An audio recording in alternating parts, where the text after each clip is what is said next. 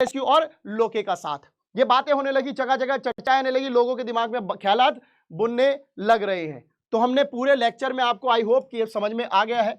हमने शुरुआत करी थी क्या बच्चों कि जो लुई 16 है, जो लुई 16 है वो क्या है, बर्बन डायनेस्टी का राजा है, बर्बन किंग्स का है, ठीक है ना। ये किंग बन जाता है, किंग बन जाता है 1774 में, एज है 20, ठीक है। इसके बाद इसकी होती है शादी, इसके बाद इसकी होती है शादी किससे, मारी आंटी यानी मैरी एंटोनॉइड से, है ना। इस शादी के बाद क्या मिलता है, एम्प्टी ट्रेजर, क्या मिलता है, एम्प्टी क्या मिलता है, ट्रेजर मतलब बच्चों होता है खजाना, खजाना, खजाना यानी कि नो पैसा। अब इसके पास पैसा नहीं है। इस पैसे ना होने के पीछे रीजन मैंने आपको बताए हैं, क्या था भाई, palace of Versailles, palace of Versailles का होना, मेंटेनिंग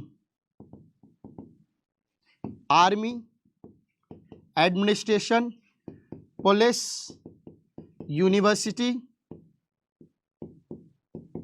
ये इसके अलावा और क्या बताया मैंने आपको, हेल्प्ड 13 अमेरिकन कॉलोनीज, उसके बाद अमाउंट जिसे आप इंटरेस्ट कह रहे हैं, इंटरेस्ट कितना 10% किसको, लैंडर्स को।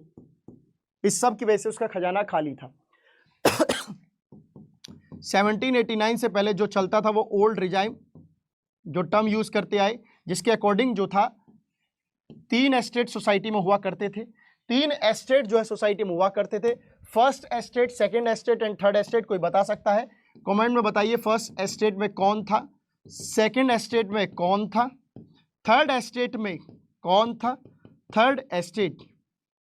अगर इन एस्टेट्स की बात की जाए तो आप सभी को अच्छे से पता है कि इस फर्स्ट एस्टेट में क्लर्जी क्लास को रखा गया था, सेकंड एस्टेट में नोबल क्लास को रखा गया था, एंड थर्ड एस्टेट में आपके थोड़े बहुत रिच बिजनेसमैन से ही समझ लेना कि वकील ये सब हैं, उसके बाद आपके पीजेंट्स, वर्कर्स ये सब, उसके अलावा आपके इसी में और स्मॉल पीजेंट्स और गरीब ये सब। तो ये सब पूरी क्लास थी।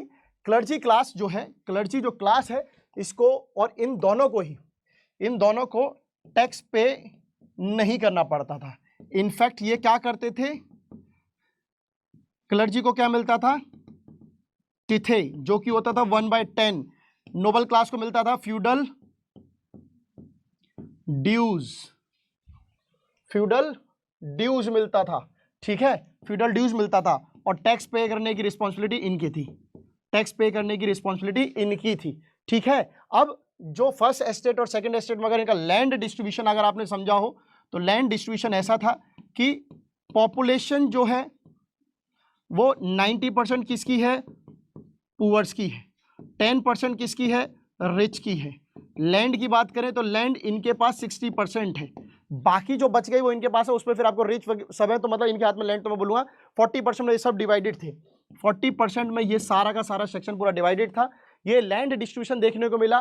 प्रॉब्लम यही नहीं है, प्रॉब्लम तब बढ़ती है जब स्ट्रगल टू सर्वाइव इनको देखने को मिलता है। स्ट्रगल टू सर्वाइव इनको कब देखने को मिलता है भाई, स्ट्रगल टू सर्वाइव इसलिए देखने को मिला, स्ट्रगल टू सर्वाइव इसलिए देखने को मिला इनको क्योंकि अगर आप बात करें 1715 से 1789 की, 89 की, तो यहाँ जो है आपकी पॉपुलेशन बहुत बड़ी, पॉपुलेशन 23 मिलियन से 28 मिलियन हो जाती है, 23 मिलियन से 28 मिलियन हो जाती है।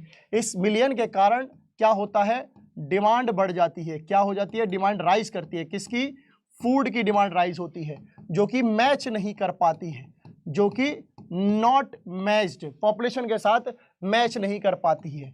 चलते क्या होता है, रिजल्ट आया क्या, प्राइस ऑफ ब्रेड बढ़ गया, क्या बढ़ गया, रिजल्ट क्या आया बच्चों,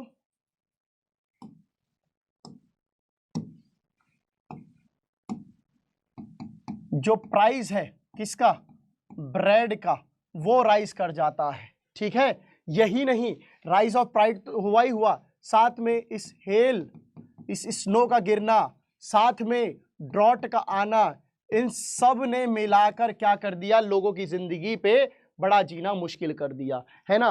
फिर ऐसा नहीं है इन्होंने करी क्या, स्ट्राइक करी, इन्होंने स्ट्राइक करी, रैलीज करी, बट हुआ क्या, नॉट सक्सेसफुल, सही गाइडेंस नहीं थी, नॉट सक्सेसफुल। इसलिए इन्होंने इस अपने को आज़ाद जो लिबरेट कराने की जो रिस्पॉन्सिबिलिटी है वो रिस्पॉन्सिबिलिटी किस पर आ गई, अब आगे रिस्पॉन्सिबिलिटी किस पर, मिडिल क्लास पर, मिडिल क्लास पर। ये कहाँ से थी मिडिल क्लास, ये भी थर्ड एस्टेट का ही पार्ट थी। किसका पार्ट थी, थर्ड एस्टेट का पार्ट थी। ये जो थर्ड एस्टेट था, इसी थर्ड एस्टेट में आपने पता है रिच ये सब थे, इन्होंने जो क्या कर दिया था बच्चों, दे अर्नड मनी, इन पे पैसा था, दे अर्नड मनी, पर पैसा कहाँ से था आप सभी जानते हैं, इन पे पैसा कहाँ से था, थ्रू ट्रेड के थ्रू था, क्योंकि पढ़े लिखे थे तो इन पे अपॉर्चुनिटी थी, ये पढ़े लिखे थे तो इन पे अपॉर्चुनिटी थी, तो इन्हीं लोगों ने जो है लोगों के लिए अब मदद करी। और यहीं जाके आपको पता चलता है कि भाई थर्ड एस्टेट जो है अब आगे इनके लिए लड़ाई लड़ेगा और अब जो है बातचीत होने वाली है। तो मैंने आपको अभी तक यही सब बताया है।